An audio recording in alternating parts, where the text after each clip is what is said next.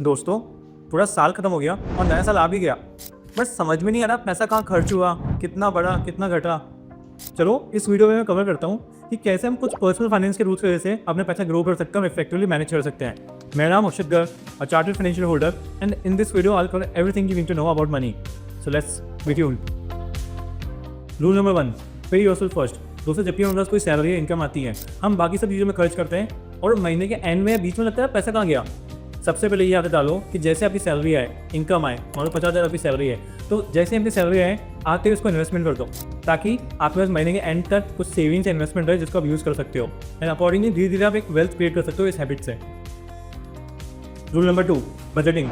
दोस्तों, 95% लोग बजटिंग करते ही नहीं है। जब आपकी कोई सैलरी इनकम आती है और जब आप एक्सपेंसेस करते हो, लोगों को ट्रैक ही नहीं कि उनकी इनकम कहाँ यूटिलाइज हुई है। तो इसके लिए अच्छा स्टेप क्या है, जो भी आपके खर्चे हो रहे हैं उनका एक बजटिंग करो। रेंट पे कितना जा रहा है, ग्रॉसरी पे कितना जा रहा है, नेटफ्लिक्स के सब्सक्रिप्शन में कितना जा रहा है, एंड ऐसे लिस्ट बनाओ ताकि आपको आइडिया रहे कि आपको कहाँ आपको सेव करना है और कहाँ को बढ़ाना है, और इस चीज़ से ट्रैकिंग भी अच्छी रहेगी।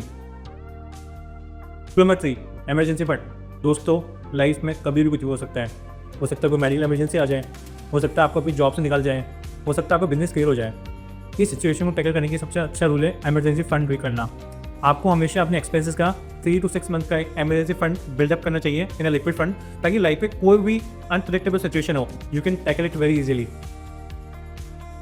रूल नंबर 4, दोस्तों, आजकल क्रेडिट यानी कि उधार बहुत ईजिली मिल जाता है। क्रेडिट कार्ड हो, पर्सनल लोन्स हो, एंड मैं बहुत सारे स्टूडेंट्स को, यंग प्रोफेशनल को देखता हूँ कि वो इस क्रेडिट कार्ड के डेट के अंदर, पर्सनल लोन के डेट के अंदर पढ़कर काफ़ी सारा पैसा खो देते हैं, राइट। और उनकी एक आदत भी लग जाती है। ट्राई करो जितना डेट अवॉइड कर सकते हो उतना करो, बिकॉज ये आपको लॉन्ग टर्म बर्डन में डाल सकता है। दोस्तों, rule number 5, a golden rule, the earlier the better. Investing की फील्ड में जितना जल्दी आओगे उतना ज़्यादा कंपाउंडिंग का बेनिफिट मिलेगा आपको, राइट। हमेशा जितने जल्दी आपका इनकम सोर्स स्टार्ट होता है उतने जल्दी आप मार्केट में पैसा डालना स्टार्ट कर दो, SIP स्टार्ट कर दो। अगर आप ये सोचोगे कि मेरी सैलरी जब 50,000 होगी, 1 लाख होगी, तब मैं इन्वेस्ट करूँगा, आप लेट हो रहे हो। Just remember, compounding is the 8th wonder of the world, right. जैसे ही आपकी कोई इनकम स्टार्ट होती है वैसे ही अपना SIP या MF इन्वेस्टमेंट या फिर other stock investment you can start with.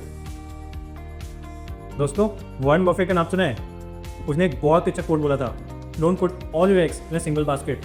जब भी आप इन्वेस्टमेंट करते हो तो यू मेक श्योर कि सारा पैसा एक ही जगह नहीं डालना है। म्यूचुअल फंड में भी डालना है, स्टॉक्स में भी डालना है, ETF में भी डालना है, FD में भी डालना है। तो एक पूरा बुक होना चाहिए इन्वेस्टमेंट का, and that's how you will succeed in the long term. दोस्तों, रूल नंबर 7, और ये वाला मेरा फेवरेट भी है, अपनी इनकम को 3 पार्ट में डिवाइड करते हैं, 50, 30, 20। 50% ऐसी जगह जो हमारी नेसेसिटी है, groceries, rent etcetera. 30% wants, shopping, dining.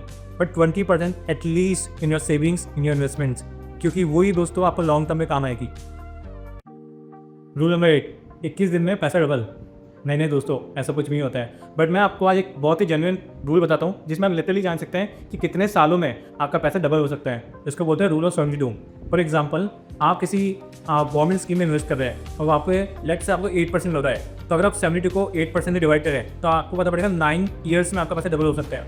But वही अगर आप किसी अच्छी म्यूचुअल फंड स्कीम में इन्वेस्टमेंट करें तो मान लीजिए आपको 12% मिल रहा है एंड यू डिवाइड 12% बाय 72, मतलब 6 साल के अंदर आपका पैसा डबल हो सकता है। तो ये रूल काफ़ी इफेक्टिव है टू एनालाइज कि कितने साल में आपका पैसा डबल हो सकता है और आपको कहाँ पे इन्वेस्टमेंट करना चाहिए। Rule number 9, avoid impulsive buying. दोस्तों, कितनी बार होता है हम ऑनलाइन शॉपिंग करते हैं या फिर किसी मॉल में जाते हैं, हमें कोई गैजेट दिख जाता है, राइट, हमें कोई बाइसिकल दिख जाती है, कोई ऐसा सामान दिख जाता है जिसकी हमको इमीडिएट जरूरत नहीं है, आपको कोई नेसेसिटी नहीं है, but in order of impulsion we buy it, right. और बाद में हमको रियलाइज होता है कि हमको उसकी जरूरत ही नहीं थी, हमें से फ्लो के अंदर एक इम्पल्शन के अंदर उसको खरीद लिया। तो जब भी आपको ऐसी एक्सपेंसिव बाय करें तो मेक श्योर कि आप एटलीस्ट को एनालाइज करिए आपको उसकी कितनी ज़रूरत है, एंड तभी जाकर आप उस चीज़ को खरीदें।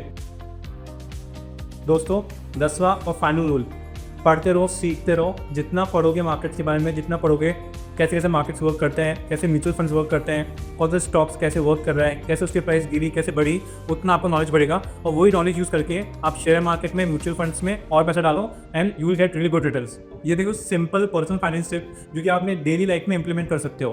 पर्सनल फाइनेंस एक जर्नी है और अगर आप प्रॉपर प्लानिंग करो तो आप सारे गोल्स अचीव कर सकते हो।